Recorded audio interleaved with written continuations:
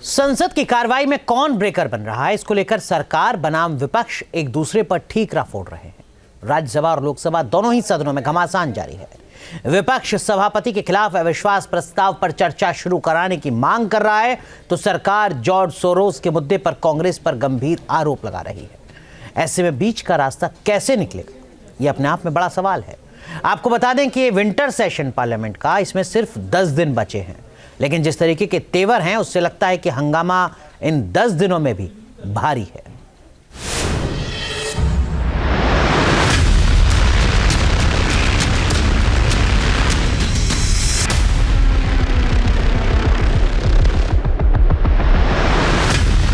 Congress party की वरिष्ठतम नेतृत्व का क्या संबंध है, हम आश्वस्त करना चाहते हैं।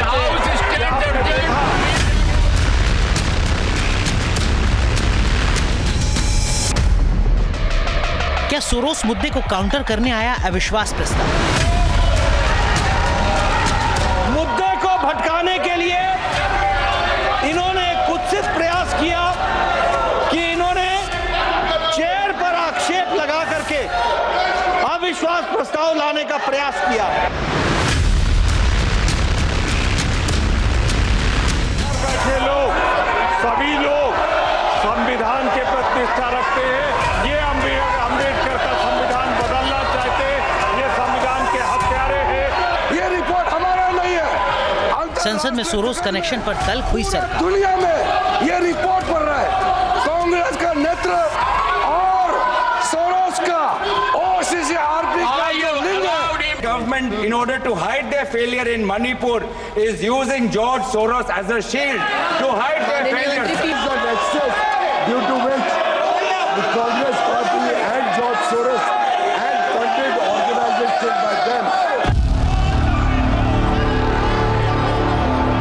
हाई वोल्टेज तकरार के बीच संसद की कार्रवाई फिर धुल गई।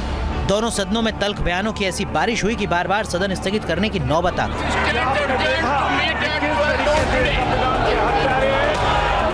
पहली बार सभापति के खिलाफ अविश्वास प्रस्ताव लाकर इंडिया गठबंधन ने मोर्चाबंदी शुरू ही की थी कि दोनों सदनों में सरकार की ओर से दिग्गज मंत्रियों ने जॉर्ज सोरोस मुद्दे पर चढ़ाई कर हमारे लोग इस बात को उठा रहे हैं।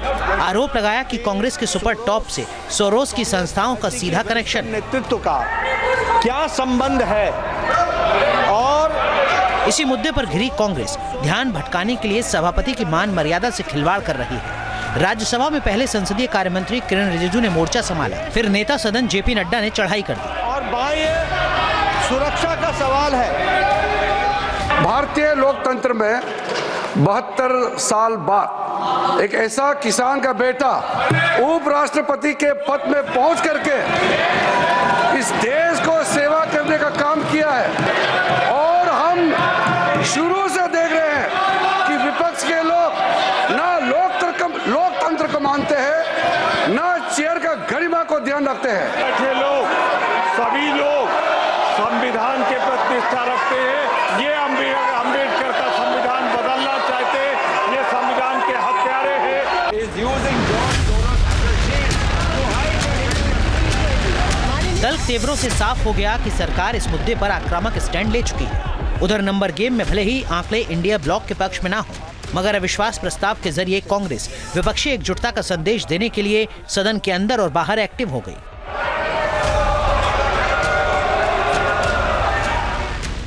राहुल अपनी टीम के साथ गांधीगिरी करते नजर आए, तिरंगा और गुलाब देकर अनोखा प्रदर्शन किया।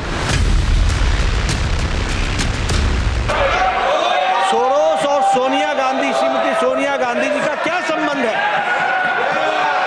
यह देश के आंतरिक और बाह्य सुरक्षा का सवाल है, और यह देश की संप्रभुता पर भी प्रश्नवाचक चिन्ह है। हमने डिसीजन लिया है, एटलीस्ट मेरी थिंकिंग है कि ये जो भी प्रोवोकेशन करें इनको हम करने देंगे, बट हम हाउस को रन कराएंगे, और हमारी पूरी कोशिश होगी कि हम किसी ना किसी तरह हम हाउस को रन करें। हम चाहते हैं कि डिबेट हो, डिस्कशन हो। इस तरह शीतकालीन सत्र में आर पार की लड़ाई जारी है। कार्रवाई हंगामे की भेंट चढ़ रही है, लेकिन सभापति के खिलाफ विपक्ष के अविश्वास प्रस्ताव के बाद मैराथन बैठकों का दौर जारी है। वो निंदनीय है और देश कभी माफ नहीं करने वाला है। विपक्ष को हर फ्रंट पर घेरने के लिए पीएम मोदी ने कमान संभाली। हंगामे के बीच संसदीय कार्य मंत्री किरण रिजिजू ने पीएम मोदी से मुलाकात की। बताया जा रहा है कि मुलाकात के दौरान विपक्ष के प्रस्ताव पर चर्चा हुई। उधर नेता प्रतिपक्ष राहुल गांधी लोकसभा अध्यक्ष से मिले और चर्चा कराने की मांग की। यानी मंथन पर मंथन जारी है, मगर शीतकालीन सत्र के बाकी बचे 10 दिन क्या काम होगा, इस पर फिलहाल सस्पेंस के बादल छाए हुए हैं। इसका नेतृत्व और chief news nation. News nation अब व्हाट्सएप पर खबरों के ताजा अपडेट के लिए न्यूज नेशन के इस QR कोड को स्कैन करें।